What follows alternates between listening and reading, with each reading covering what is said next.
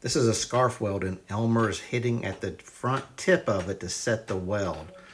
He's not striking full power, just hard enough to set the weld. The piece he welded on is longer than needed and had already been partially cut through, so what he's doing now is breaking the excess off, which also tests the welded piece.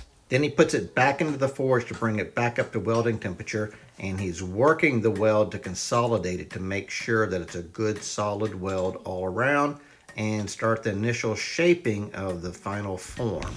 The welded bit is 1090 steel, which is very hard to work. So instead of trying to do it himself, he's brought in a striker, and between him and the striker, they'll work this down.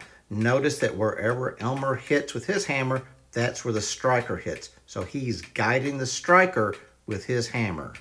So this is very traditional way of blacksmithing, with the master smith and then the apprentice being the striker.